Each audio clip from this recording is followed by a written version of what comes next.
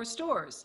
Bill Kubota checks in with a couple of very local producers that we've featured before here on One Detroit and meets a few more. Left it. I had an easel, and I was going to kind of... Every product tells a story, don't it? Here's Nikki's Ginger Tea. It keeps pushing on, a Detroit brand for 2 decades. Now at the new Meyer Rivertown market just east of downtown. This is good. Nikki's from the city's east side Island View neighborhood. It's really exciting to be right in the heart of our city doing this. It's bringing quality to the community. Thank you. An entrepreneurial hangout of sorts, the megastore chain trying something different, a much smaller footprint, no clothes or home furnishing sold here. These small gourmet type Meyer, they do very, very well because it's a perfect mix of grocery and local and fresh produce. Elwin Greenwald's got his renowned Elwin and Company scones. How often do you do this, come out and see the people like this? Usually at openings I always do because it's important for us to be here, but I have a couple different people that do the demos for me. But at an important opening like this, you know, we of course are happy to do it. So when we think about our format, where we're opening up with 2,000 vendors now, that easily could grow to 2,500 or 3,000. It's really what the community wants. You've been a winner.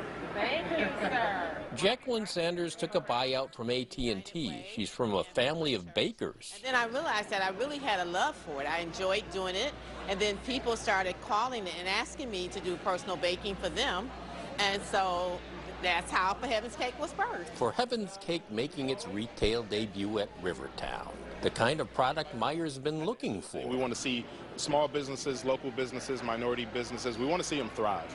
So if that's something we can do and aid in that process, you know, the pandemic was very hard for a lot of people to keep their businesses open. So to be able to have a different avenue for us to be able to do that, that means a lot to us and Meyer as a whole. We call this caviar in a jar. Tiffany Cartwright tried to help her daughter's skin condition, creating a line of body scrubs. There's no chemicals or anything. It's actually a coffee scrub. I was working as an administrative law judge, and I unfortunately was laid off. I lost my position. I started mixing the products, pitching them out, reaching out to different retailers in order to grow my business. So. Cartwright's Detroit-made glam products available nationally at Walmart, Stop and Shop stores on the East Coast, and now here in Detroit.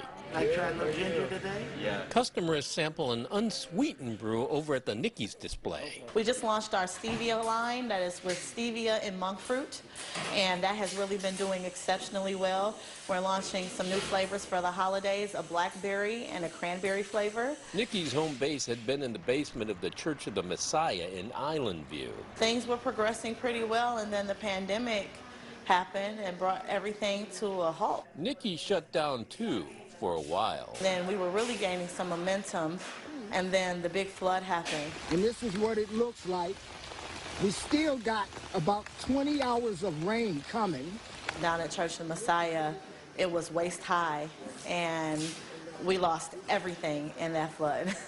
I had to start over from scratch.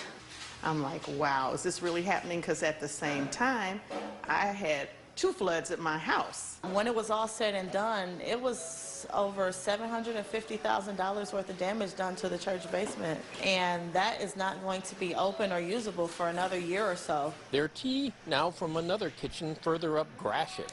Along with Meyer's, they sell at Whole Foods stores in Michigan and parts of Ohio. Back in Island View, Planet Detroit's making ready-to-eat salads indoors year-round.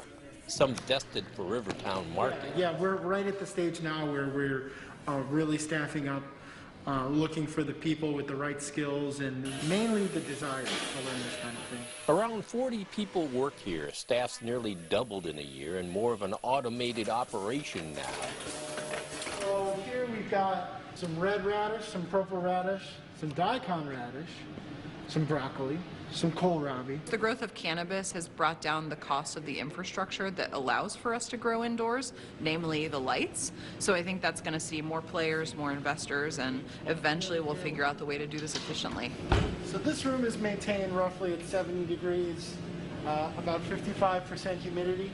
A super clean operation, masks, gloves, suits, pandemic or no. These racks actually slide. So it allows us to save even more space and maximize our growing square footage. Having something like this available all year means people have fresh, delicious salads available all year from Michigan that didn't have to come from Arizona or California. People essentially don't have that excuse of, well, oh, it's winter, I think I'll just have a pizza tonight instead of a salad. Besides Rivertown, Planted had already been on shelves at some plum markets in the suburbs. Yeah, it was a really big win for us to gain placement in plum markets. They're so well known for their fresh products, and it's nice to see someone who's focused on local and not just in name only. At the end of the food chain, it's a team effort to reach customers. They don't know about it, but when they're seeing the marketing that we're doing in the stores and the promotions, the placement on the shelf, they're picking it up and they're returning for it. We anticipate by the end of this calendar year finishing an expansion within the current farm, and then we'll be able to add some more customers. After that, maybe another indoor farm somewhere else in Detroit. Nikki's poised for growth too. What do you think is going to be different next year than this year? Next year, we'll hopefully be breaking ground on our facility. That is a 2 to 3 year timeline.